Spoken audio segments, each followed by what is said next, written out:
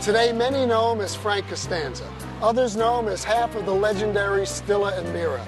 But for over 50 years, he has known how to make all of us laugh. Join me as we go back on the block with the incomparable Jerry Stiller, right here at one of his favorite spots, Katz's Deli.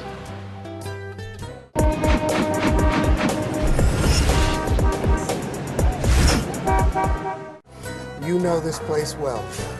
If you came to the Lower East Side, you worked during the week, you went to school, at the end of the week, with whatever money you had, you'd have delicatessen, pastrami or salami. It was like a little feast. You were in touch with your life, so to speak, you know, the gift that was given to you, delicatessen. Family's very, very important to you. It's been a huge part of your life and is always with you. They were there, always there to root me on or be there. And to this day, they are the support that they gave me then. It makes me aware that everybody needs something like a family. Cherry Lane Theater. You walked by that theater one day. What happened? I went down to Cherry Lane. It was a hot summer day, and there was a guy sweeping the sidewalk. I said, "Do you have any job for actors?" He says, "Go in the yard and speak to Rod Steiger." So I went in the yard, and this was 1947. And there was this big husky guy in shorts and with a brush and was painting. I said, "They told me you could help me paint scenery." He says, "What's your name?" I said, "Jerry Stiller." He said, "You ever painted a flat before, Jerry?" I said, "No." He said, "Up and down."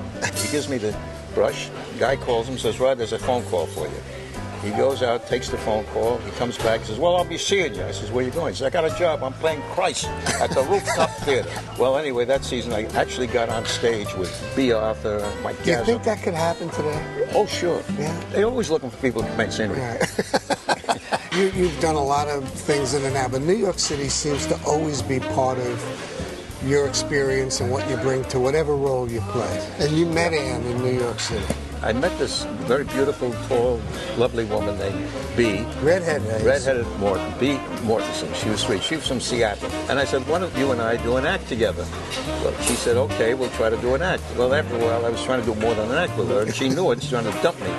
And here we were looking for work together. So me and B went into this agent's office, and there were all these many actors. And B said, "Oh, Ann, I want you to meet Jerry Stiller." And there was Ann, who had auburn hair, and B says, "Why don't you take this girl out for coffee?" And so B basically dumped you. He dumped me, gave me to Ann. 6 months later, we were married.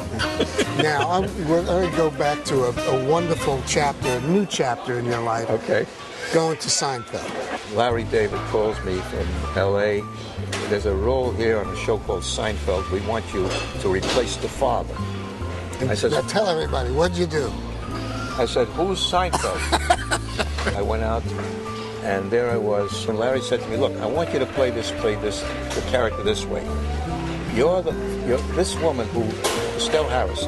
She talks like that. She'll scream at you. She'll holler at you.